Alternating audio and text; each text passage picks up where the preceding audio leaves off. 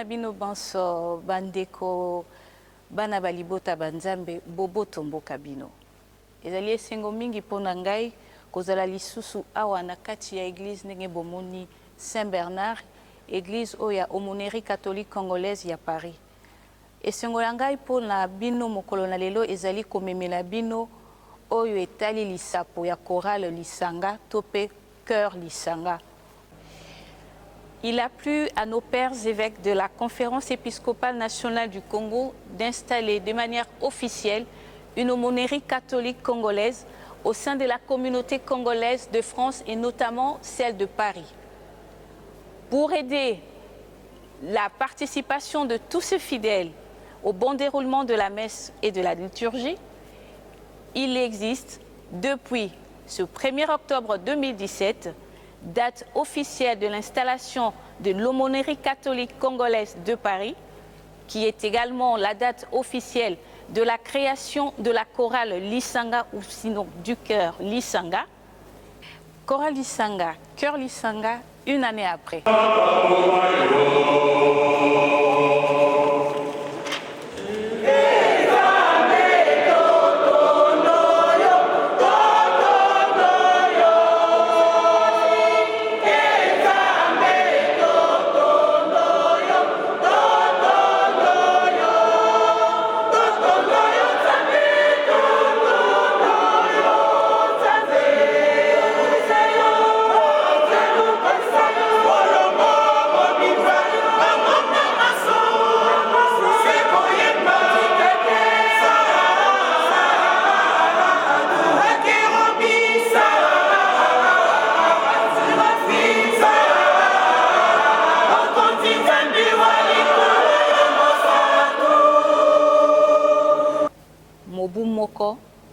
Lolenge Kani chorale est fonctionné. Nous allons suivre un reportage de Nayambi Movies et à la présentation, votre servante Nani Sissoum. A tout de suite. Alors, donc, genèse ya chorale Lisanga et outi penza na Sainte-Marthe. Do ebandi na Sainte-Marthe, to leki na Blanc-Ménil, tina ndenge to ekoya awa.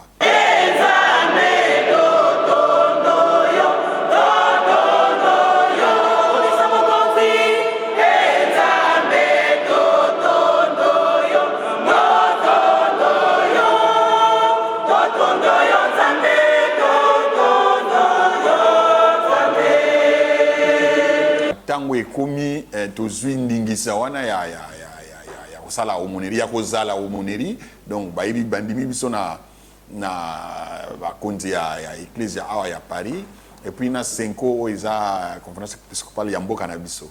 Désormais officiellement à Paris il n'y aura qu'une seule aumônerie, c'est l'aumônerie ici présente. Donc quand va installer Sango Noël à Bempati, à Salimwa au Sala, donc a créé chorale, tout le bandenge wana a créé chorale où tous en ont tiré le boyer, chorale Lisanga.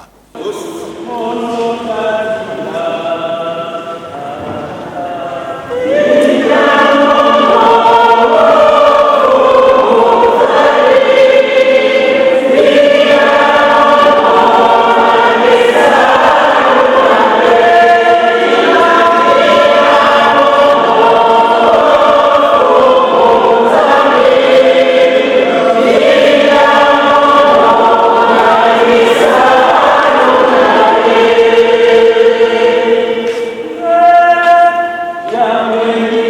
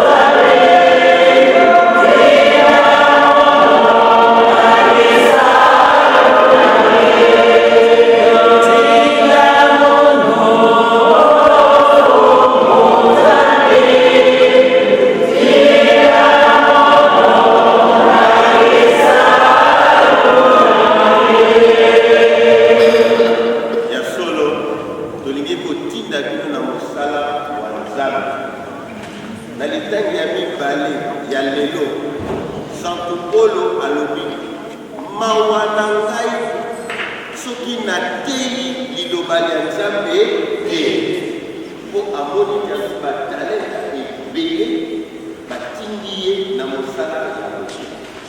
Bino omilobaka mawa na ngai soki nayembeli Nzambe. Nzambe apesi bino mokongo, Nzambe apesi bino makasi, Nzambe alongoli bino bisika bobotami aye kosangisa biso awa. Bosala mosala mpona lokumu ya Nzambe mpe mpo ya esengo ya bana. Yango wana biso sikawa banganga Nzambe tolingi kotandela bino maboko na ntina te bozwa oyo Yesu Kristo ye moko akani kopesa bino.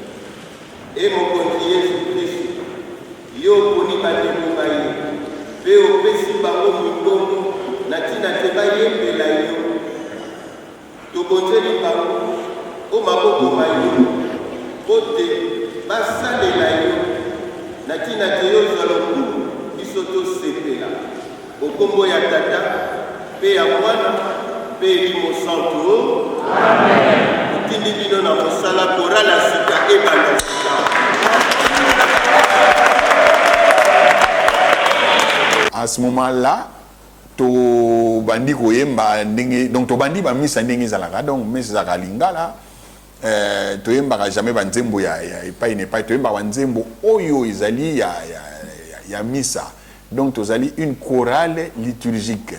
Voilà, nyonso do salaka ezana kati ya liturgie. Ça est là au monter en dehors ya liturgie. Donc tout ça vraiment chorale liturgique na kati ya diocèse ya Paris.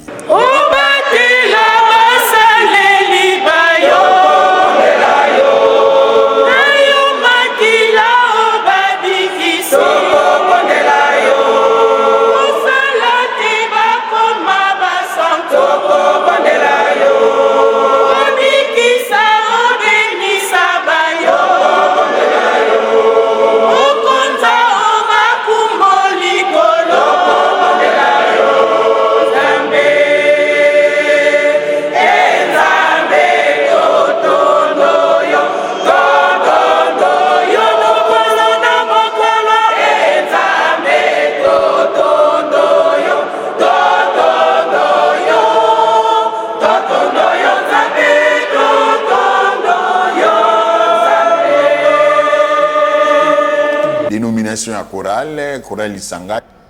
Totier chorale Lisanga, de l'arrivée à M. l'abbé Noël Pati Nenzita, Aguirre biso alobi thème pastoral ya biso awa na omoneri ekozala liboke lioko lokola makemba.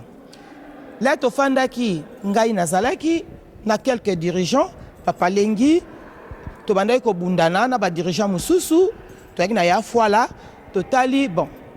Mais c'est le aïli biso thème pastoral na biso zalaki liboke lioko lokola makemba to lobi pourquoi pas chorale na biso pe ezala lisanga. Ezotambola na ndenge moko ya thème na biso tangu tokoya tokomi ke tosala libota lioko tozala moto moko donc to meka kotala te oya wuti boye oya yeboye donc to sangana toko mabana ya tata moko mama moko voilà nde bapesi kombo ya chorale Lisanga bandeko nyonso dans l'unanimité bandimi tozala lisanga ils avaient un rapport na papa omone na biso po ayela biso mwa héritage moko ya kitoko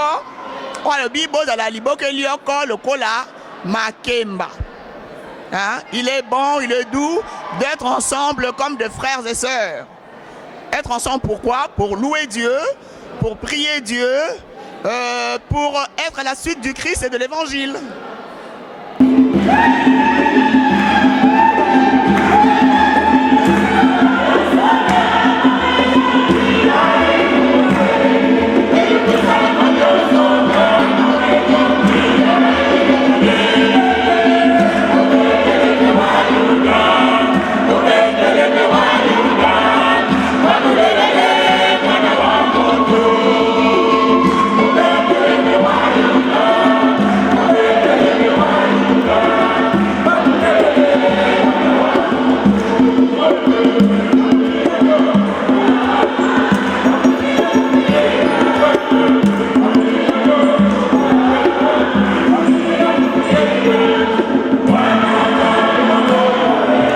Sa chorale to salaki équipe technique.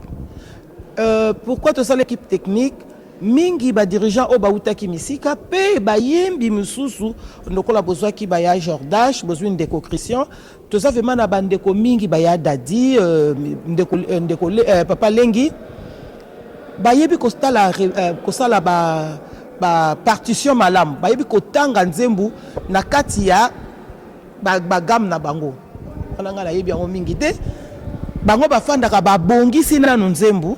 Et en plus, nous sommes obligés à cause parce que nous sommes coordinatrice, nous sommes bango et puis à partir de bango et ça les sapengai ndengeni na koki koyemba malam. Tous une équipe technique, franchement équipe technique wana salut.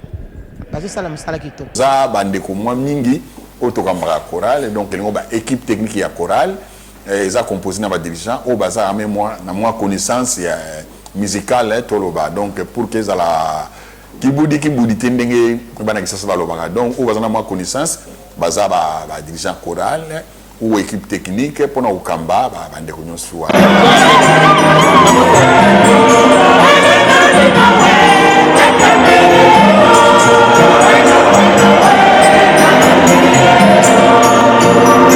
na kati na ecclesia tosalaka milulu toyaka kokumisa pe kokembela mokonzi wa biso nzambe wa bolingo na nyonso malamu asalelaka biso yango wana pona ko aider liturgie wana to milulu wana eleka na malamu tosengeli na loyembo tosengeli na mabina tosengeli na makambo ebele o moko na moko amemaka yango nde tindi na kati ya omoneri na biso tokoka kozala na chorale oyo ekosunga biso pona baloyembo na misa pona milulu ndenge na ndenge tozali na chorale liboso pendant que mon Christ na biso tu as le devoir ya ki mon Christ ali missionnaire choriste to bagisi likolo donc mission na biso comme sur double mission pour na nini mission pour na kosunga bandeko op to bazwa na ecclesia bazwa na misa pour na kolanda misa na biso elongo na biso na bango to sambela pour na okumisa nzambe souci eza nini souci ali que to mba vraiment ba voir le corps ba voir ya banjelu c'est ça dit que toi ba étape nyonso ya misa to koyemba ndenge nini volume ya musique ozala ndenge nini muto oyo ayeba te munoko wana ezoyemba mais ayeba ke to komi na l'heure à supplication to komi na l'heure à intention de prière to komi na l'heure ya kirie to muto po ayeba ngo est-ce que ona mituna to ko mituna ona zali ko mituna est-ce que tu aurais évolué dans le sens où que chorale, tu as une étape ya misa et yembel nabiso na accompagnement musical nabiso et yeba une étape oyo tu yemba boy, tu sala boy. Bon, faut que le rappel yeba na rite zaïrois et sengeli penza ko sala ndenge nini. Mais biso loka to ye awa. Tu as na rite romain pe awa, pas tu as na diocèse na archidiocèse de Paris, na diocèse de Paris. Rite romain donc ndenge to sangisa no sumi balé pas mundele soka ye amonika ka musique makasieni nabi o bazo sambela to ba sambela te soko pe biso to kena oya mindele ka kotona ba yemba bien te na ko sambela te mais loka liboso ali to rendre culte na nzambe ezala makas et la malembe to lukane juste milieu ndenge to s'adapter pendant no sumi balé souci ndeza wana mais ko yemba na moni bande ko basepelaka mingi ne to zo yemba na musala zo salema ouais mike ne photo baki to ye baka ndenge to attaquer nzembo ndenge nini to sukisa nzembo ndenge nini mutu amona te que nzembo to kima ata nzembo foko yemba ngoma rapidement mais emona na te que bozo welisa donc wana nde peut-être ba travail à moko na biso hein nde to sa makasi poa to bongisa côté wana mais selon te to zali ko koba se koba to na esengo pona lokumu nzambe.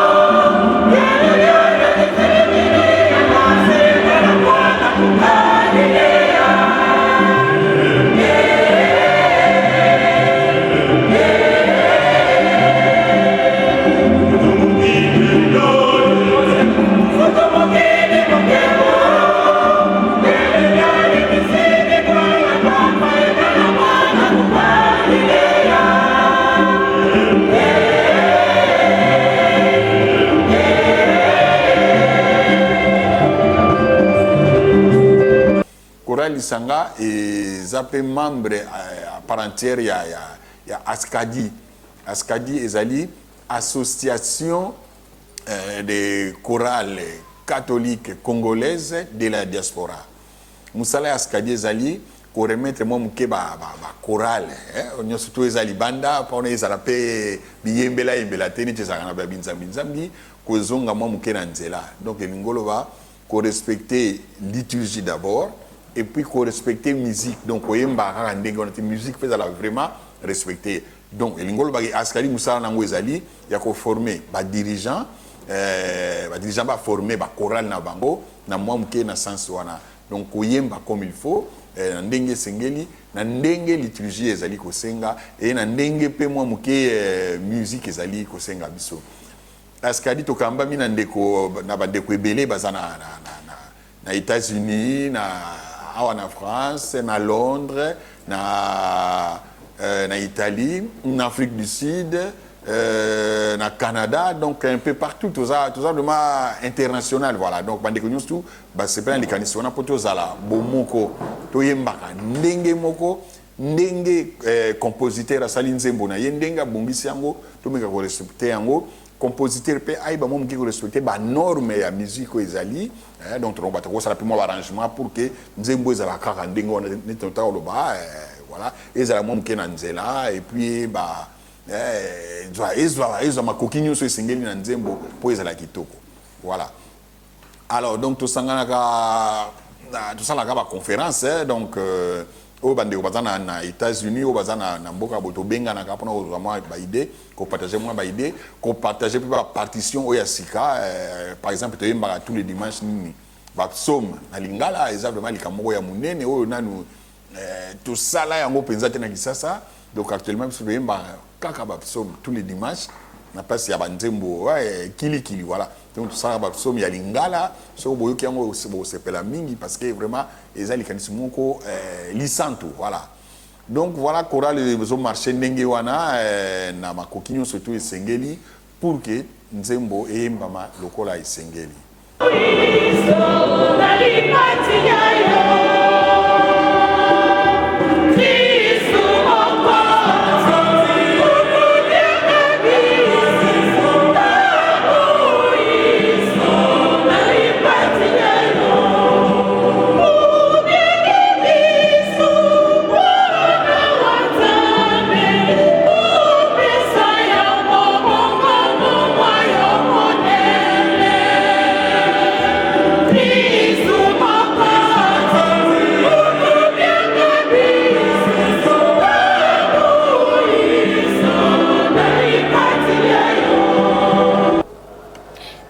Bandeko babiso na ndenge na ebisaki bino toyebaki kokutana na bandeko ya chorale Lisanga tozali na ndeko moko nazali koya epai na ye po nayeba biso na bino toyeba abetela biso lisolo ya chorale mais na kobandana na rotuna ye ndeko Boboto ndeko mama nakoki koyeba kombo et puis voix nini oyembaka na kati ya chorale Lisanga.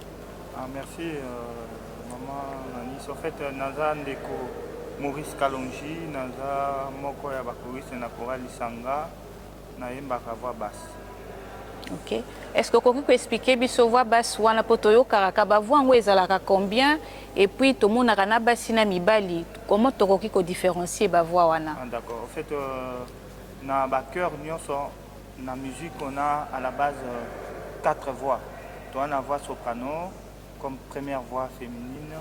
Tu as une voix alto comme deuxième voix féminine, tu as une voix ténor comme en fait deuxième voix, première voix masculine, donc il y a Mibali, masculine, donc, et puis basse deuxième voix aussi. Alors, au total, tu as à peu près 4 voix, ça là, ce qui ça lie harmonisation et puis il y a un moment chorale et marqueur, bien qu'il y a aussi d'autres subtilités dans le cas. D'accord, merci beaucoup Papa Maurice. Sikawa, namoni chorale et outil totalisé une année. Penandenge to mekiko zalana bino to moni ki en dehors ya ba misa bobi ma rappel libanda bokendara ko yembisa ba misa oui mais ba manifestation miso soupe bo animaka nga nalingi nayeba nanu na une année ona ndenge botamboli na kati omoneri elekani ndenge nini bokutanaki na makambo na ya esengo ya pasi est-ce que bozali ko rencontrer ba difficulté na ndenge ya fonctionnement ya chorale au fait chorale eza ko se comporter ni tolo baneti une année après comment se porte la chorale Lisanga? Merci maman. En fait chorale Lisanga eza ko se porter bien lelo ambaté une année moko na tokolo baté officiellement chorale et bandi escokisi une année le jour où installation au monori na biso et bayaki ko vandisa yango officiellement et puis mokolo oyo sango mokonzi apesaki bakoriste mission pona osalela nzambe bo bakoriste na kati ya monori kasi pour la petite histoire chorale exista officieusement depuis quelques années mais officiellement na monori catholique congolaise de Paris et kokisi une année alors on a une année zaki eloko passe en fait il y a Motou Ezaki ko jeter ma base, vous voyez, ko jeter ma base parce que vous savez l'aumônerie c'est une grande structure et ça église catholique église na septembre la Namibeko. Alors chorale et banda qui bomu na moi ou tia ba cadre juridique peut permettre chorale de fonctionner malam. Kasi de mokolo lelo chorale les autres ko ba ko enregistrer ba adhésion. Aujourd'hui je peux vous dire que toi à peu près une septantaine de choristes. Donc, c'est vous dire que les choristes continuent à venir. Mais c'est vrai, dans le parcours il y a une année, ce n'est pas évident. Parce que vous savez, déjà, à Kinshasa, les choristes, les chorales, les choristes, les départ et d'autres. Et puis, quand ils arrivent ici, dans la chorale, tout y a un mécanisme de telle manière que Bissonio Stol, le Balioko, et Longo, avec l'appui de l'équipe technique, c'est un format, c'est l'arrangement Oyo. Et Sengeli pour que chorale pour que en fait côté technique marche les Kamalam. Voilà, donc je crois qu'aujourd'hui je peux vous dire que chorale est pour évoluer malam une année après et tout ça je suis plus ou moins moi personnellement satisfait de mon évolution pour tout la chorale. Quant à ce qui concerne ma prestation ni chorale. En fait chorale tout ça d'abord une chorale de l'église notre activité principale, c'est l'animation des messes, na aumônerie principalement, et ensuite, on a fait animer la messe et c'est une invitation pour la biso de part et d'autre, et oui, où bisika mingi en France, et puis à part la messe, on a fait animer la journée culturelle, le concert, au Tobet, on a une année, Tobet déjà à peu près 3 à 4 concerts sur la place de Paris, donc ça que pour l'accès chorale, les en avenir mingi kasi, ba difficulté ko zangate, ba difficulté zali, mais to bandite na moi et puis na lisungi na nzambe de to kolonga ba difficulté wana, voilà.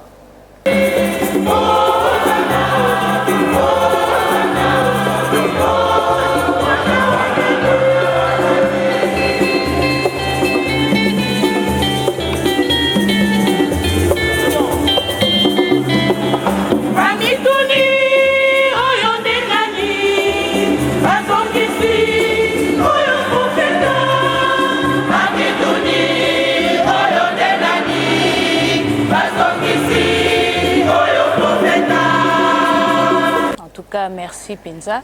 Boyoki bino nyonso boyoki bande kondenge ndeko na biso biso malgré ba difficulté ba kolonga donc bazali ko garder attitude wana positive ya espérance parce que na biso bala na nzambe toyebi que na kombo na Jésus Christ tozalaka toujours balongi.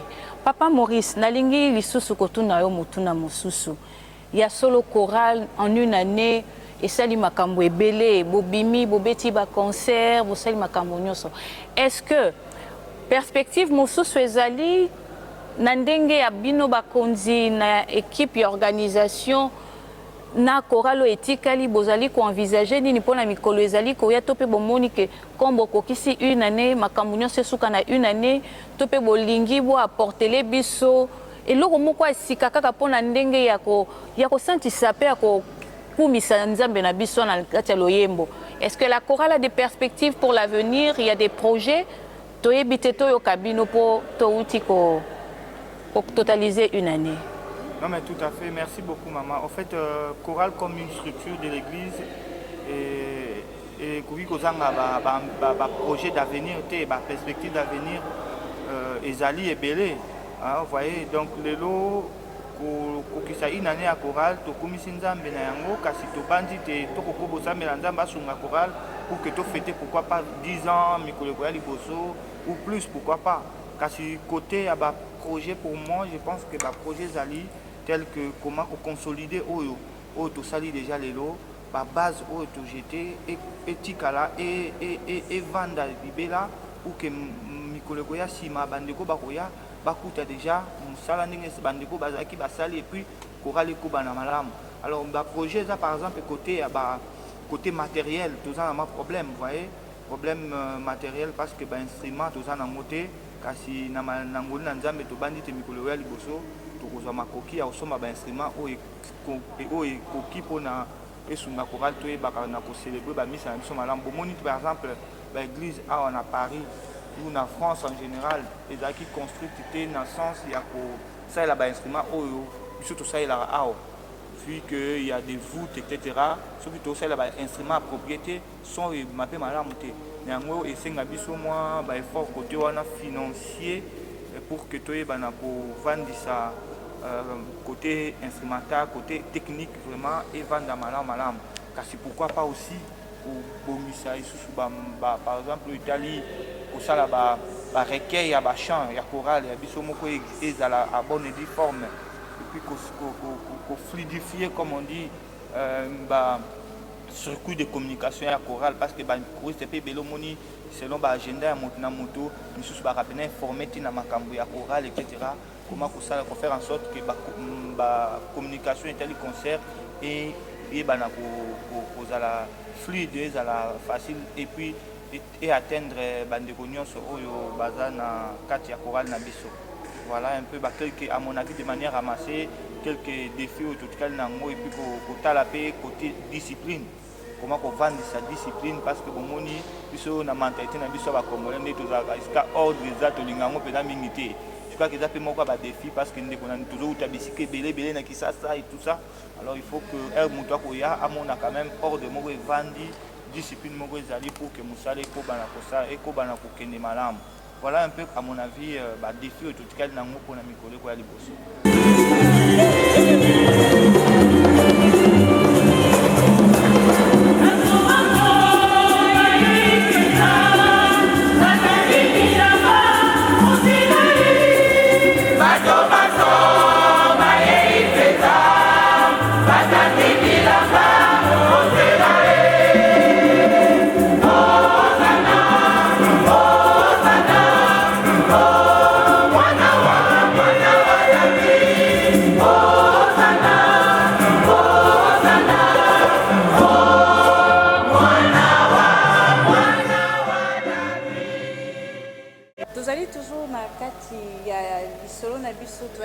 Na bandeko ya chorale to pe cœur lisanga toza toujours na papa na biso Maurice na rotuna ye motuna lisusu papa Maurice nalingi nayeba organisation nyonso ezalaka na fonctionnement na yango parce que pona o etali cœur lisanga to pe chorale lisanga botambolaka bo fonctionnaka lolenge nini est-ce qu'il y a une équipe ya ba dirigeant to une équipe dirigeante ya ba responsable ba salaka ba s'occupaka na gestion administrative na makambo mususu to pe ezalaka lolenge kani okoki ko expliquer biso. Ok, merci maman. En fait, chorale est organisé de la manière suivante. Tous en a quatre chorale na deux organes. Tous en a auto bengi assemblée générale où ils ont rassemblé tous les choristes. Tous en a comité à chorale. Comité à chorale est composé na coordonnatrice, na vice-coordonnateur. Bon, coordonnatrice parce que c'est une dame. Vice-coordonnateur qui est un frère, suivi à secrétariat, où ils allaient composer na deux personnes, moi votre humble serviteur et puis notre sœur Inès Mbouyi. Et puis tout ça na discipline, où ils ont supervisé par un frère, notre frère Achille Mboyo, tout ça en service à patrimoine, gestion des patrimoines, na yaba instrument, où ils ont supervisé par notre frère Timba, Et puis, c'est la finance, secondé, supervisé par Basser Mibale, sœur Henriette, notre sœur Gili. Et puis, Toza na une déclaration publique, au Tolobi, vice-coordinateur, au Azapé, pour ça, Makamboya, Italie, relations publiques. Kassina, quand tu as un peu Toza, une équipe technique. L'équipe technique est composée de dirigeants. Na bande comme sous oyo baza responsable ba pupitre ça dit ba responsable ba 4 voix de na hôtel kolobana e bandeli. Donc voilà un peu de manière ramassée comment chorale les organiser. Kasina 4 équipes techniques tozana o ba bengi directeur technique et puis na directeur artistique. Directeur technique yenda neti en fait moto molo ya ba dirigeant. C'est lui qui engage au fait ba chorale sur le plan technique, sur le plan du programme, il y a répondre à la question parce que lui il rassemble au fait à Zouakabavi, il y a équipe technique et puis à Matisse on a comité pour informer le comité soit pour des éventuelles décisions au la bonne marche à chorale. Voilà un peu comment chorale est organisée. Madame Mingi, Namoni Bozali, vraiment une chorale très bien organisée. Au Tengeli Bisso organe, il y a fonctionnement, il y a chorale. Moi je retiens que il y a organe wana yozali na comité et na comité ozali secrétaire. Na koki koyeba rôle na na secrétariat wana. Eza kolekana neni, c'est un rôle qui est vraiment facile à jouer, c'est des responsabilités tellement simples. Ça consiste en quoi au fait secrétariat oyo sala kanakati ya comité ya chorale isana? D'accord, merci maman. En fait rôle ya secrétaire eza la structure chorale na biso eza facilité parce que ça rôle moko transversal, tu joues un rôle oyo, tu dois au fait être au centre ya ba ko faciliter au fait lien na ba structure nyonso oza na kati ya chorale. Donc eza facilité parce que là il faut koyeba na ko archiver ba biloko etali ba décision ya chorale, ya comité, tout ce qui est entré na ba rapport, ba archive, ba bilan et tout ça. C'est le rôle du secrétaire aussi pour communiquer avec les choristes. La décision soit du comité, soit aussi outil du banda, et puis aussi pour informer les banda au balukara chorale, comment on fonctionne, quelles sont les exigences de la chorale, etc. Et puis quand il y a un bande de sikana chorale, puis quand il y a une chorale fonctionnaka, à leur disposition des outils pour que les bandes chorale fonctionnent, notamment statut chorale, notamment fiche d'adhésion, parce que la chorale nabiso on ne vient pas comme si c'était non. Quand vous venez, du moment qu'on dit mieux dans la chorale, de toper sur fiche d'adhésion, ok, nous retang et puis un statut. Avant de signer fiche d'adhésion, il faut tant un statut yeba chorale et singinini qui est choriste et qui ne l'est pas dans la lisanga. Ce qu'on monite par rapport à Mibé Koana et que yo ko respecter en haut, c'est à ce moment-là que tu te mets à signer la fiche d'adhésion. Après, on s'est dit pour que tu aies archivé en haut. Et puis après, bon, on joue aussi le rôle, il y a un pont entre chorale, nabiso, na conseil pastoral, pour nous établir un rapport, à l'activité, etc. Voilà un peu en quelques mots comment est-ce que Moussa Nabiso et tout ça là, Kasseza Moussa a mon facilité. En tout cas, nous avons facilité pour jouer rôle wana penza ya kosangisa archivage ya makambo etali chorale, communication, fluidité ezala ozwa ba contact nyos ko rassembler ngo ko faire passer l'information na ko gérer ba déroulement ba réunion nzamba pesa o makasi na musalo a confier yo oko banango na molende po ete le kumu ezonga toujours epai na. Oui papa Maurice, merci lisusu na ningo pesa ki biso ngonga oyo tozali kokoba toujours ba explication malamu secrétariat ozali ko jouer mais nalingi na yeba pe lisusu une année na ndenge botamboli na kati ya chorale surtout yo personnellement na yebité est-ce que na kati ya chorale pour rencontrer des événements heureux malheureux na kati ya chorale donc des événements ngo eyaki ezalaki ndenge nini yo personnellement en tant que choriste qu'est-ce que tu as vécu et qu'est-ce qui t'a vraiment touché durant cette année à parcours yo gardé comme souvenir ya Sengo to pe ya passé?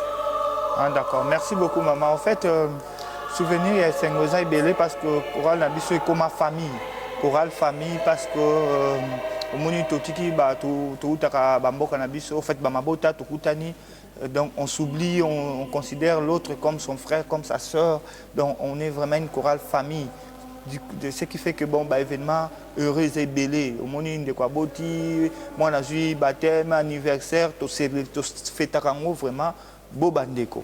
Kasi nali nano événement malheureux à qui pour l'anga disparition ya moko kat na biso to bengaki to lingai mingi notre regrettée sœur Safi Madeleine.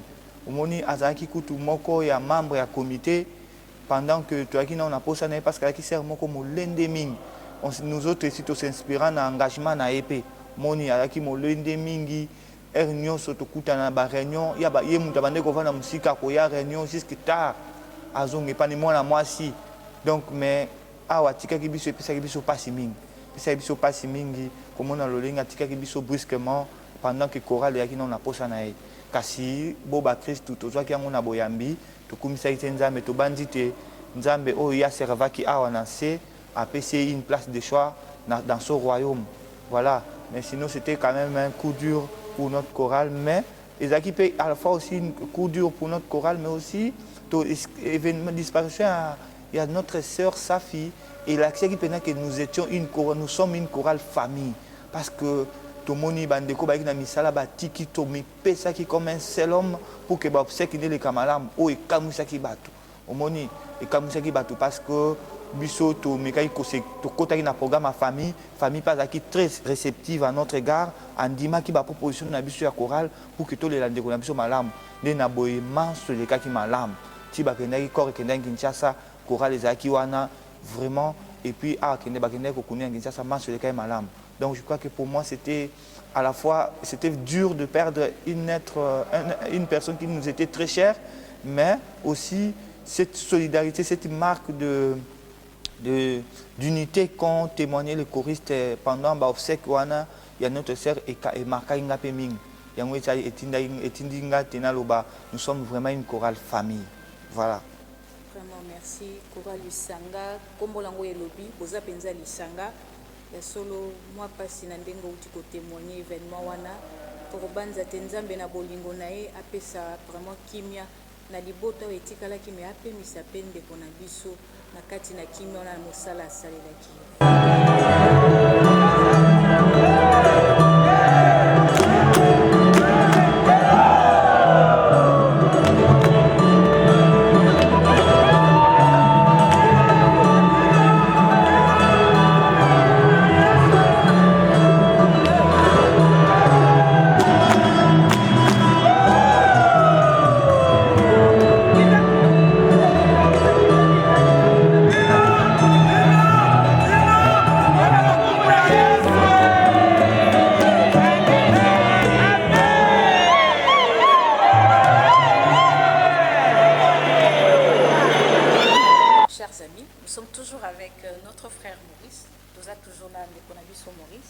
Na cadre ya masolo oteuyaki pona une année ya chorale tope ya cœur Lisanga. Na kati na église ya catholique tozali na basacramento, les 7 sacrements. J'ai eu à visualiser ba image na bino papa Maurice. Na moni bo animé ba messe ya baptême ya matanga, bosalaki ba animation ebele. Mais du nombre de 7 sacrements, il me manquait, je me disais mais il y a également l'Eucharistie, la première communion. Est-ce que dans mon éré ça on a noté. C'est comme si les bons dieux avaient exaucé ma prière. Il y a peu de temps, Naouti Kolanda a image, Billy le Zali Kotalisa, première édition, il y a sacrement, il y a Eucharistie, il y a première communion, il y a Bananabiso. Natala Boina Moï na Lulenge Bolati Kitoko, et c'est là qui m'a quitté là, et l'imosantu, mokolo ya Pentecôte, Boyembisi.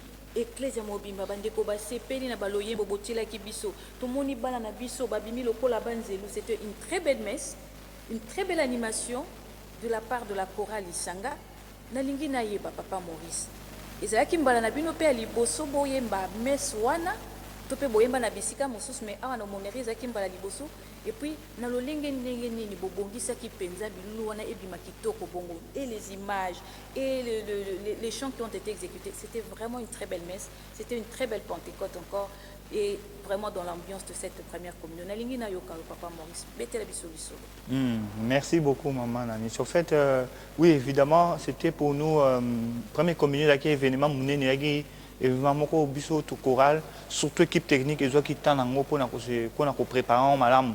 De boto lo bana onde pe na lo na bino na bandele ya élément na biso te choral to livré ba sacrement en fait ba nini ebele misa ba mariage to yemba et ba baptême to yemba ba matanga to yemba etc. mais mon copé à ba sacrement au souhait na biso yaki mon copé to yemba yaki a première communion. Ah voilà comment Dieu fait les choses et dimanche wana ya Pentecôte et zakinde mokolo pour na biso rêve na biso comme qui réalité ndoto comme réalité OK to yembi première édition il y a première communion ya bana biso na Monnerie catholique congolaise de Paris parce que baiki kat na biso ba yemba ba misa to yemba ba misa et to na Kinshasa etc. mais na Monnerie là qui une première. Alors pour nous c'était vraiment moi défi il y a mon équipe technique na biso et qui temps et puis na ba choriste ba mi pesaki comme un seul homme pour que misa wana za la kitoko bomona onde to mona ki yango biso pe to tondi nzambe parce que zaki nzambe asungaki pour que manso les kamalam et c'est vrai to sambela ki malam pour nous c'était vraiment et c'est momingi.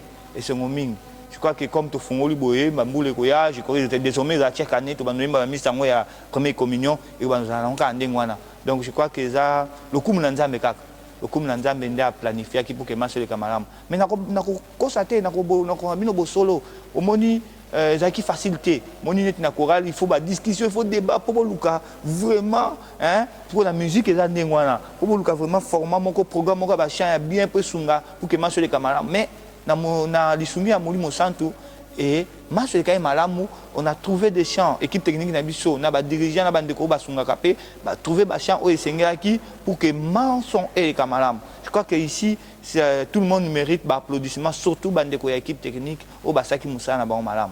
Voilà. Ngana kotonda ko kotondi papa Maurice, merci mingi na ndenge obeteli biso témoignage na yo rôle na ona kati ya chorale Lisanga. Ozali yo moko te tozwaki ngonga kotambola pe akokutana bandeko mosusu o bango pe bakoyeba kopesa biso ba témoignage na bango.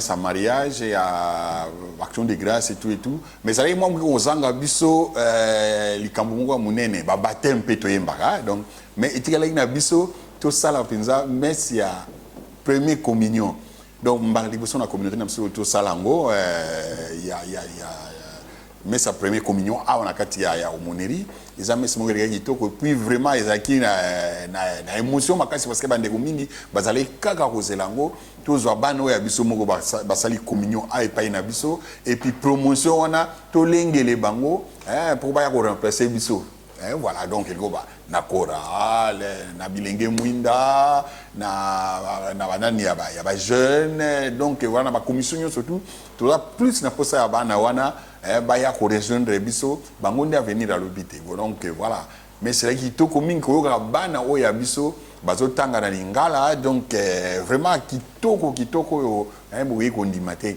et ça là il se pensa moi mali na nzoto alors voilà to benga bino bandeko bozana baboti bozana bana boyana bana wana bola kisabango nzela ya Yesu bola kisabango nzela ya Kristo donc bayeba ya solo ecclesia etambola ndenge nini milulu nini za ecclesia o eza pona bango o eza pona biso ba parents o eza pona lokumu pe nkembo ya mukonzi na biso Yesu Kristo. Voilà ba mama ba papa bandeko zozela bino to sala ka baptême toujours parce qu'au deuxième promotion il y a communion au Yekoya pour na avenir il y a communauté na biso au Monnerie catholique congolaise de Paris. Vraiment l'ongone na bino banso na ndenge milulu ya première édition ya première communion na bana na biso na kati ya Monnerie catholique congolaise de Paris et les kanaki nzamba za lokumu lolongi olobi nga na kokoba kaka na koencourage bino bokoba na mosala na bino na ndenge bosungaka libota ya bana na nzambe mikolo nyonso ya lomingo ya kosambela malamu pe na baprestation na bino mosusu nga na kotonda yo botondi papa Maurice merci mingi na ndenge obeteli biso témoignage na yo rôle na yo na kati ya chorale Lisanga ozali yo moko te tozwaki ngonga kotambola pe akokutana bandeko mosusu oyo bango pe bakoyeba kopesa biso témoignage na bango. Un an eza déjà ebele toyebi déjà autre seigneur kobakisa maintenant troba malgré batana msuza muke eza kaka mwa muke ba recherche recherche na nzela ya koyemba eza vraiment mwa muke obligé recherche dans le sens que koyeba na kotaka to baka solfège mwa muke eza tanda itumba na biso oyo toza nango mikolo ke ba dirigeant nyonso surtout comme na niveau wana ya lecture ya solfège parce que so comme na niveau wana nyonso tikali muke et simplifier biso pe na mwa muke na temps ato monanité mais ozana partition yebi ke lobby na koya oyembisa parce que oza déjà oyebi ko déchiffrer déjà nzembo oyo ozana ngo hein donc o toujours kanisa ko sala eza yangwana donc après une année ya existence na biso je pense que tout monde fa yoana ya mwa muke le gouvernement ko sala connaissance makasi côté ya musique et puis que ça ça bandeko pour que nous surtout ezala malamu quoi donc tout ça au moins na 5 dirigeants son abo sanité tout ça na katia recherche et connaissance musicale donc dans un temps tout le monde qui faille à liboso ya mwana au futo corriger au futo bongisa pour que ba ne zakoya tous à la penza au top voilà. Chers amis, créé dans le but d'aider l'assistance chrétienne à prier, à se sanctifier, à participer au bon déroulement de la liturgie. La chorale Lisanga, c'est celle qui anime ici, au sein de l'aumônerie catholique congolaise, toutes les messes du dimanche après-midi en rite zaïrois. Milulu ya misa awa na kati aumônerie catholique congolaise na biso elekanaka na lingala na lolenge ya rite zaïrois oyo kondo tata wa molimo cardinal Joseph Albert Malula atikela biso.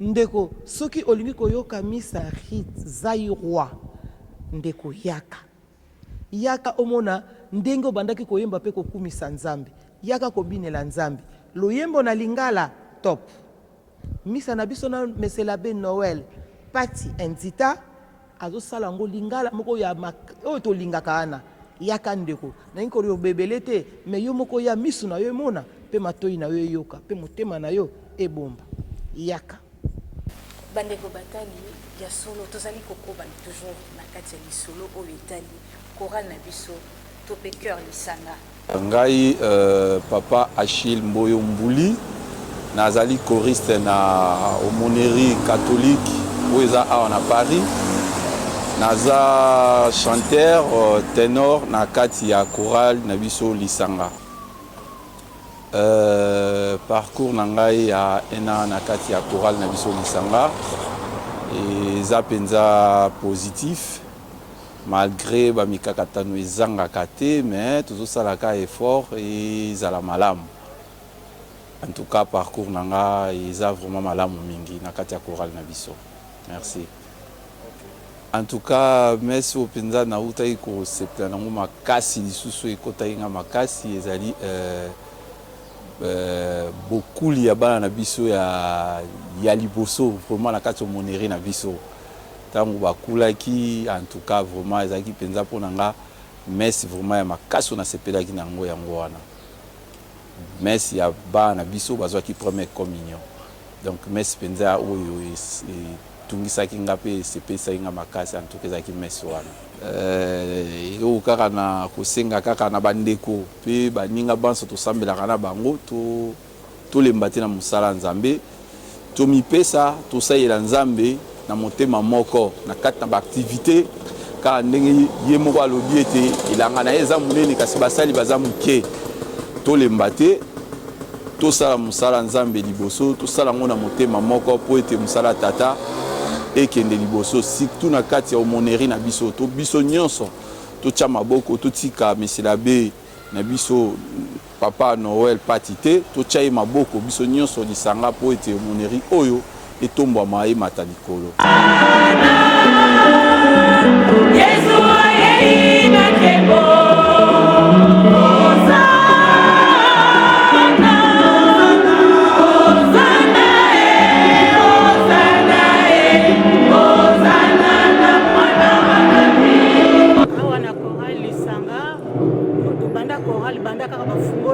Église na biso oyo na kota na chorale na yembaka alto na sepelaka voix na nga wana mingi ya alto. Bongo siko chorale kokisi inani makambo nini kokoloba mpona chorale? Ngai nazali na esengo ya chorale na biso parce que ya solo pena ndenge balobi ke bana liboke moko toswanaka tulingaka koarrange tobongisi parce que bana soki bazali esika moko lobaki biso toswanaka te wana eza lokuta omoni fimwa bamésentente eyaka me tokoluka tu mpo tobongisa yango na nde tokoka koyemba mpe lisanga omona mpe voix ebimi na lisanga mpo boyokani ezali nasepelaka na chorale na biso mpenza kitoko. Alors première communion ya en tout cas esprit saint azalaki pe na ndenge mpe balatisaki bana bango nyonso ndenge moko pembe wana ya ndenge moko esalaki bien parce que lere bazwaki baptême ka mwa différence ezalaki moto mosusu alati robe na ndenge na ye mais ndenge ya première communion ezalaki bien parce que bango nyonso balataki tinike ndenge moko esali lokola baangelu kitoko mese bizalaki kitoko bana na biso kitoko nyonso elengi kaka ngai esepelisaki ngai lokola ke nalingi na mata na lola mpo elengi elekaki mingi ya solo mpenza. Avant tokokisa 2 ans nazosambela ndenge omoni na biso ateya biso tozala bachanteur chrétien mpo bachrétien chanteur parce que ozomona moto mosusu akende na chorale ake kaka mpo na loyenge azala wana bamona ye mais moto na chorale il faut azala koyemba wana ezala losambo azoyemba ezolendisa mpe baninga baza na pembeni yango wana mpenza nde tokangama na likambo wana ya koya komilakisa te me koya kosambela ekoede mpe baninga na losambo. Mokonzi nakumisi bonene bwayo lolenge omikabi mpo ya ngai na nzoto na yo. Alléluia, Alléluia, Kembo na Yahweh. Na débutant Nayaki, Nazaï comme choriste comme tout le monde, mais par rapport à l'évolution dans le temps, et c'est que tout me mappé moi expertise nabiso parce que koyemba to bandi oyemba depuis bon mois na. Yango esali que to kota sous na kati équipe technique, donc na kati ya chorale to za na mo équipe équipement restreinte, auto bien équipe technique pour travailler, pour préparer l'harmonisation, etc. Donc bilan personnel, j'estime qu'il est positif, bien que personnellement comme il paie sa jugement et ça moi pas si, mais j'estime que bilan est positif. Voilà ce que je peux dire par rapport à bilan personnel. Différence c'est ça que Koyembo Toyemba qui avant est un peu plus professionnel que Otozoyemba. Otozoyemba on n'est pas tous bons entre guillemets, mais et l'ogozana nous ya osa liboso eza pour rendre gloire na Nzambe Donc c'est vraiment ça la différence. Autre ça qui avant, c'était aussi dans le même but, pour évangéliser à travers Banzembo.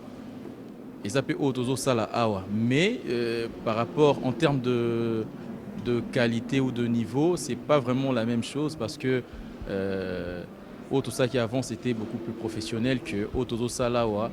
Ils ont beaucoup plus dans le cadre quand il y a apostolat, qu'on animé dans la messe et tout. Il y a un peu différence ces alliés. Bon, projet Penza au vrai sens du terme exaté. Si ce n'est qu'on continue à œuvrer dans le cadre de la aumônerie. Mais si jamais l'occasion se présentait, dans le sens que tout ça la Babylone Moussoussou, et je pense que au déranger a été et on a toujours le bienvenu quoi.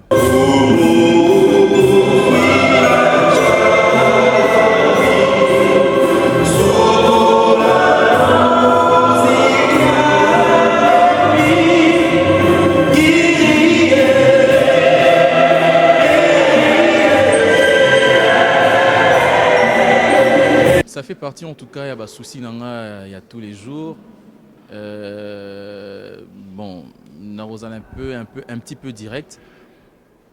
Des fois, il m'arrive que na fandi boinao qui moi lo mo salami bien té ou accord ou bien moi erreur technique et ça là en tout cas ils a automatisme et ça là moi donc alors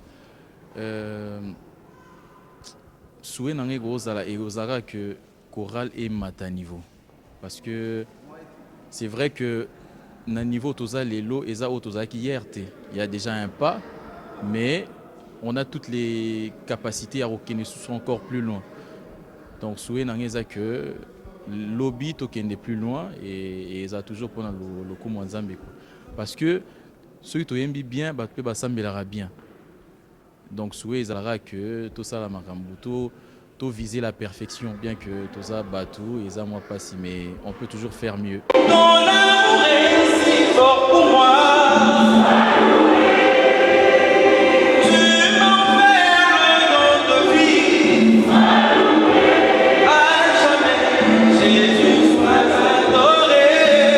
Bonjour, Christian Nassi.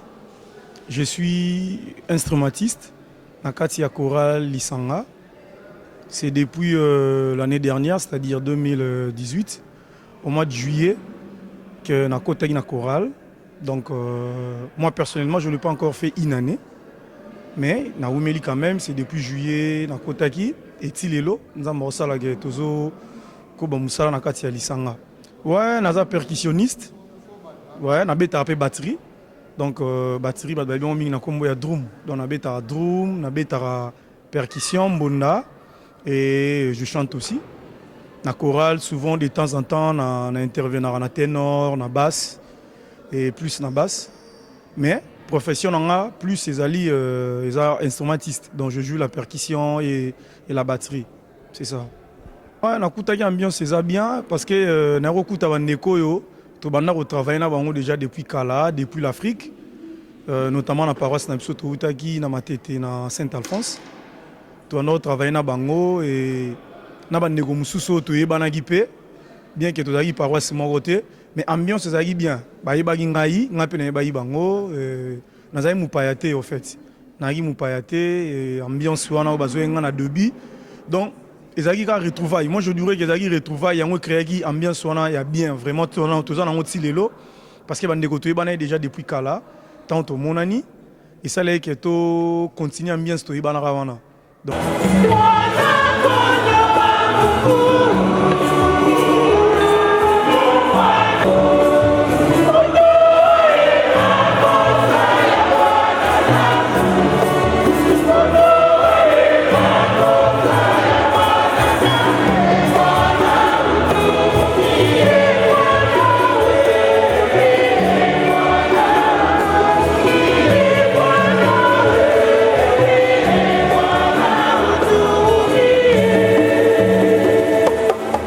l'ambiance était vraiment bonne, c'est ça quoi.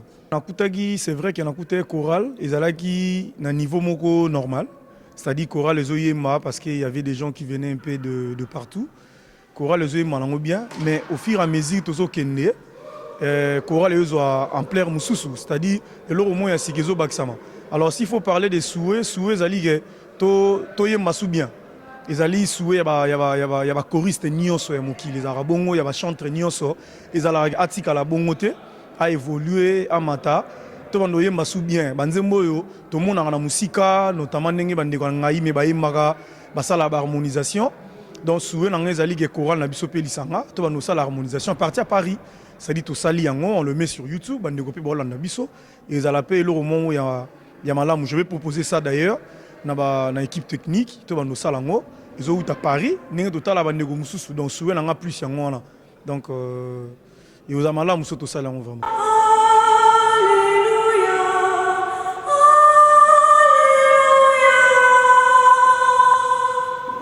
Blanche Fia, Yudi, fait partie de la chorale Lisanga. A commencé, j'étais pas là. Il n'y a que Anna Sima. Je suis arrivée, c'était le 31 décembre, le jour de mon anniversaire, le 31 décembre 2017. Naza choriste, Naza membre de l'équipe technique, Naza parmi les dirigeantes, parmi les dirigeants chorales. Oui, quand tu me vois alors? Première voix, soprano. D'accord. Ton parcours à toi? Je dirais positif. Parce que au début dans Nayaki, c'était vraiment pour voir ceux qui étaient intéressés, ceux qui vraiment les ont année où j'étais encore choriste à Kinshasa. Parce que quand j'étais venue ici à Paris, je me suis perdue un petit peu. Donc quand on m'a parlé de la chorale, je suis venue. Je me suis dit on verra bien ce que ça va donner. Et en fin de compte, on a comme accro, on peut dire. Je suis accro à ma communauté, à la paroisse, à la chorale. Donc, voilà. C'est plutôt positif. Les souhaits, c'est que voilà, tout continuer aux Alakaka, qu'on travaille encore beaucoup plus. Et puis, voilà, qu'il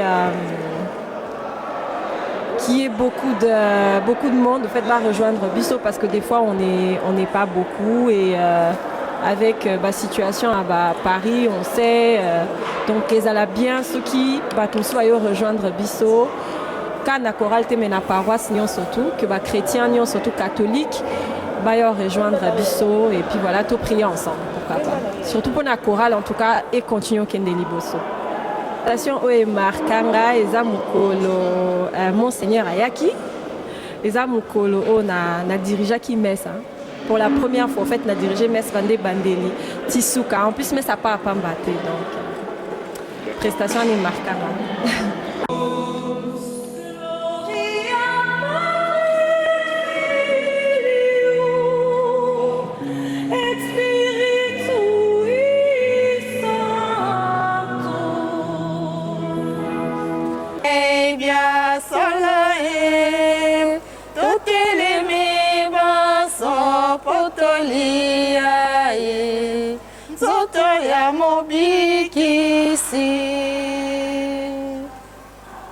Mbote mingi ngai maman Henriette Kimfuta naza na chorale Lisanga nayembaka soprano.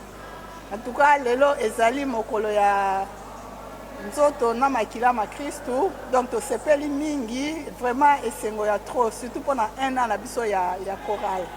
Voilà, merci Boboto na bino baso. Boboto bandeko nga kombola ngai Julie Luzolo. Nazali choriste ya chorale Lisanga na yembaka na deuxième voix na to. Donc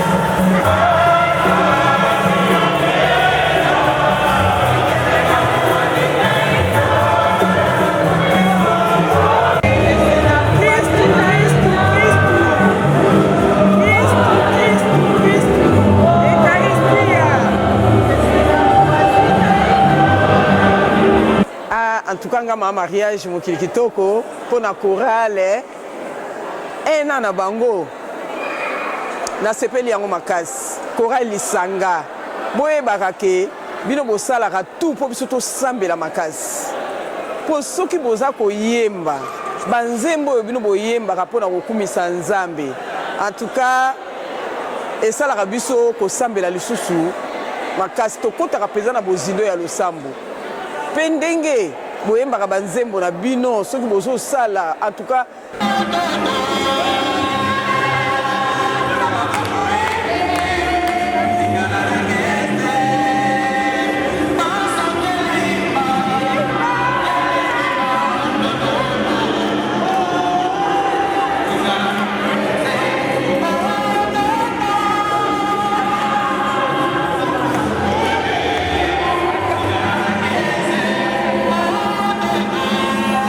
en tout cas, Nzambe azwa lokumu. Nzambe azwa lokumu. En tout cas, na souhaité bino vraiment joyeux anniversaire na bino. Boko bakaka ko sala mosala na bino ndenge boza ko sala na ba dirigeant na bino ndenge ba dirigeaka bino. En tout cas, esengo wana ekotela nga mingi. Yango wana na binaka. Soki naza ko bina na binaka pamba te. Na binaka pona ko kumisa Nzambe na banzembo boyembaka. Na memaka libota na nga mobimba le bomonaka na binaka wana. Naza koya nango epa ya ye moko nkolo amona ngai na libota na ngai yango nasepelaka mingi. En tout cas, Chorale Lisanga, joyeux anniversaire. Nalingi bino mingi. Christ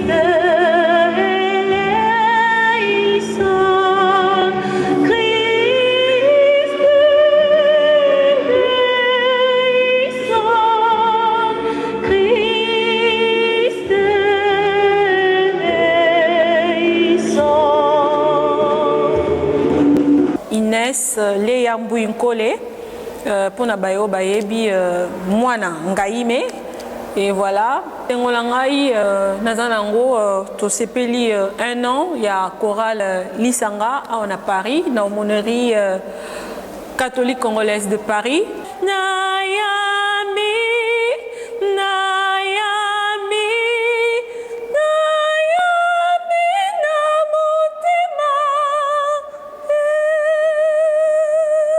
voilà, tu fais peli un an, il y a Chorale na biso et c'est un mingi pour nous pour le kumu ankolo, nous pour le kumu Nzambe voilà, un an de la chorale c'est pas facile.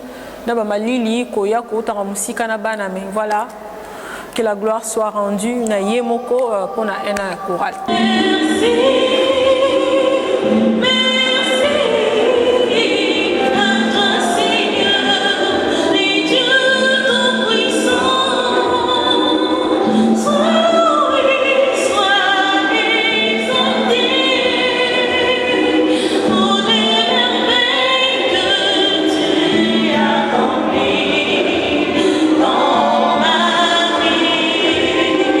Sima tokosenga kaka nguya ya Nzambe na Elimo Santu ye asungaka biso ndenge azosunga bilenge na kati ya chorale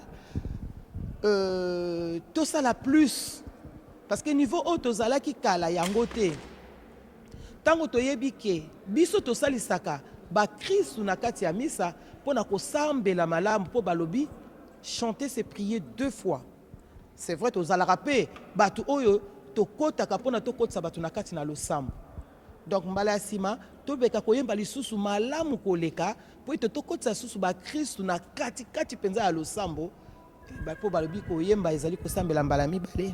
Oui, c'est vrai que le Sivara Bandego ba chorale moi mingi ni chorale Strasbourg yaka régulièrement kotala biso mais biso c'est vrai na nous penza tozui de disponibilité on a topé occasion ya obimate mais eza na projet na biso que voilà ce qui occasion zali to kende na Londres pourquoi pas en Italie et pourquoi pas to kende pe na koyemba la Kisasa to longeka directement to Kisasa ata pour une semaine juste comme yeba que voilà il y a Chorale Lisanga ya Paris existe et puis to Kabola Isengwana ya nini na bandiko na biso na Kisasa donc c'est vrai ils ont un projet na biso mais to bosana te en fait bandiko boyeba ki toza chorale liturgique donc jamais dimanche mongo egoza to zanga chorale na kati ya misa et ça n'a pas de problème te mais misa ego beba te ce qui chorale en fait misa ego za malamu te so chorale za te na ngana loba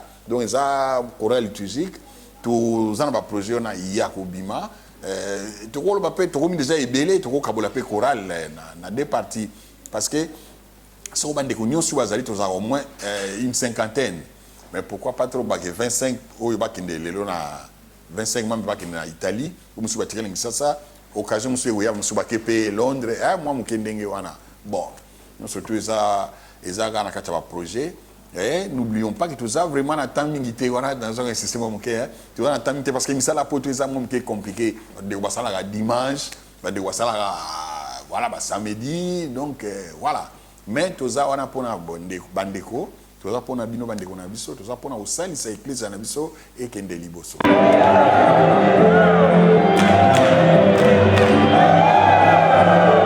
Na ebité awa tozali ya solo kotika o moke pona moni ngonge belemi po okende kosala oyo yo mosala ya koyemba soki ozali na mwa liloba moke na cadre oyo toyaki kotala bino ya premier anniversaire na bino pona yebi que soirée ezali tokokende na soirée tozala na bino mais nalingi déjà na cadre ya première année liloba na yo na yebi tolingo motiver ndeko moko aza na posa ya na chorale to oyo azalaka déjà akoba to pe eleka na ndenge nini natikeli yo occasion de s'exprimer les sous. Merci beaucoup. En fait, on a repris ce message dans à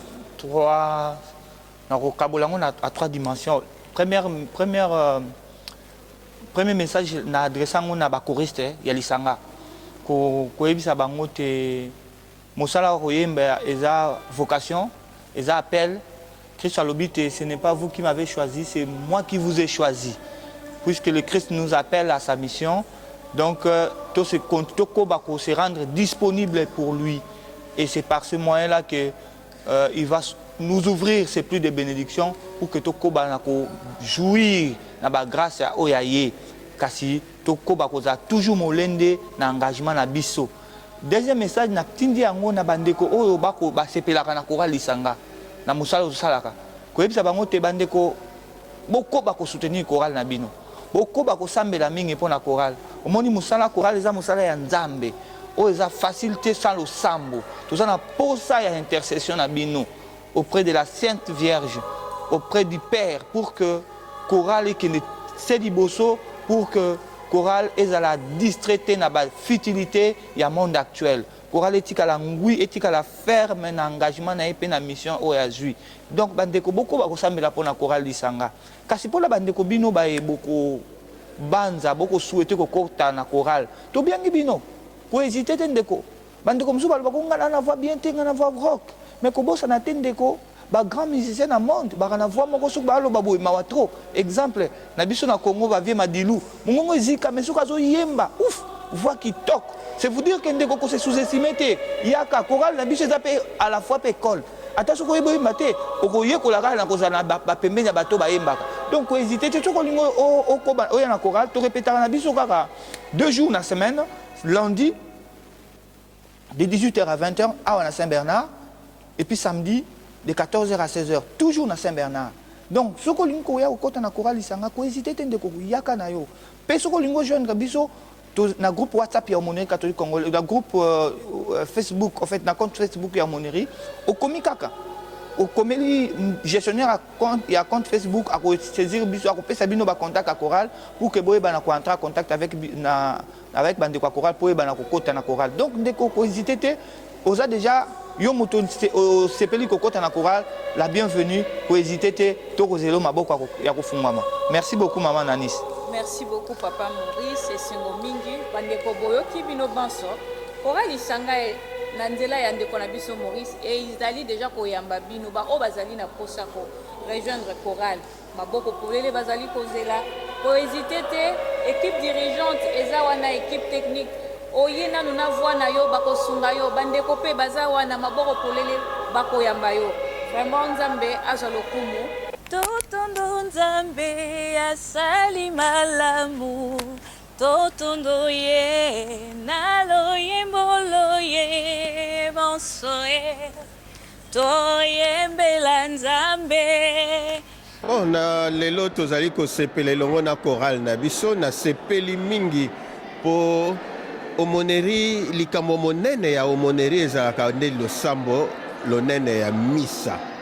bongo misa soki chorale na biso eyembi esalaka te tosambela malamu yango wana bandeko bamipesaka bandeko mpenza bazali komipesa bakundoli te nzambe apesi bango batalenta mingongo kitoko mpe mingongo wana bakoki kobomba yango te esengeli basalela yango yango wana bandeko na biso ya chorale basalelaka yango mpe basalelaka yango na esengo na lolendo mpo bayebi te bapesaka mingi mpenza lokumu epai ya nzambe natondi bango botondi na maso basalaka na ndenge bayembaka na kati ya misa na ndenge mpe bakompaniaka bisika biso bayebi mpenza ntina ya chorale naloba lisusu nini nakobenisa se moko wa bango mpo te bayeba te bango te mutu baponaki bazala bakoriste mais Jésus mutu aponaki bango mpe atindi bango na mosala basala yango na esengo mpe baumela na mosala wana basengeli na bobenisi nzambe abenisa bango kombo ya tata mpe ya mwana mpe elimo santo amen nalingi bino bonso bakoriste nalingi bino mpe nayambi bino bonso bosala mosala mpo na lokumu ya nzambe amen. Quelle joie quand on m'a dit nous irons à la maison du Seigneur. Quelle joie quand on m'a dit nous irons à la maison du Seigneur. Quelle joie quand on m'a dit nous irons à la maison du Seigneur. Frères et sœurs, shalom. Nous étions là dans la maison du Seigneur, ici au sein de l'aumônerie catholique congolaise de Paris, au sein de l'église Saint-Bernard, pour rencontrer le chœur Lisanga. Nous avons eu le temps d'échanger, de discuter, de récupérer les témoignages des choristes et des autres fidèles. C'est à l'occasion du tout premier anniversaire de la toute première année d'existence de cette chorale. Nous avons eu le temps de prier, nous avons eu le temps de découvrir ce que cette chorale réserve aux fidèles qui viennent assister ici à l'église Saint-Bernard tout le dimanche, la messe dite en rite zaïrois. Et là, nous sommes invités pour participer à la soirée réservée toujours aux frères et sœurs qui aiment bien cette chorale, la soirée pour le tout premier anniversaire de l'existence de cette chorale. Nous avons été invités, donc pour aujourd'hui, notre parcours s'arrête ici. Le temps pour nous de souffler un peu, de nous préparer pour rejoindre nos frères et sœurs de la chorale de l'autre côté de la salle où sera organisée cette soirée, cette festivité. Nous espérons que vous vous portez toujours bien, que le Seigneur vous bénisse abondamment. Restez branchés pour nous suivre sur Nayambi Movies. Nous étions à l'église Saint-Bernard aujourd'hui. Nous étions reçus par la chorale Lisanga dans le cadre de son tout premier anniversaire. Nous vous aimons énormément. Alors, on se dit au revoir. J'étais encore ravie, moi, votre humble servante Nani Sissoumou, de vous savoir devant vos écrans pour nous recevoir, moi ainsi que la chorale Lisanga et tous les autres fidèles de l'aumônerie catholique congolaise. C'était chorale Lisanga une année après, une réalisation de Nayambi Movies. À la présentation, votre servante Nani Sissoumou. Portez-vous bien, que le Seigneur vous bénisse et à la prochaine. Ciao, ciao.